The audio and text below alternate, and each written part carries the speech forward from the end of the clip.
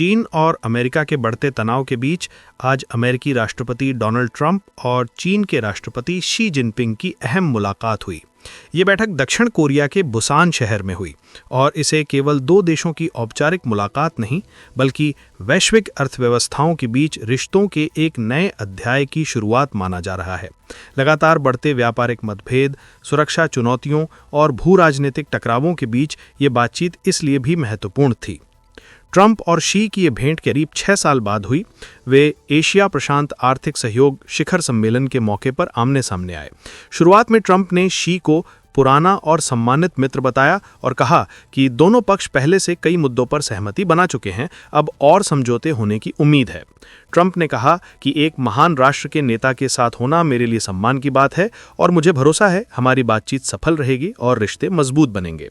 उनके बयान से ये संदेश भी मिला कि अमेरिका के रुख में कुछ नरमी आ रही है।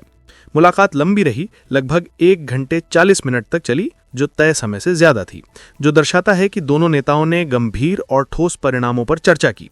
शी जिनपिंग ने कहा कि कुछ मतभेद स्वाभाविक हैं क्योंकि दोनों बड़े और अलग अलग पृष्ठभूमि वाले देश हैं, पर उन्होंने ये भी कहा कि सही मार्ग पर बने रहकर आपसी रिश्ते मजबूत करने चाहिए। चीनी खबर एजेंसी शिन्हुआ के हवाले से बताया गया कि उनके वार्ताकारों ने बुसान आने से पहले ही कुछ मूलभूत समझौतों का मसौदा तैयार कर लिया था।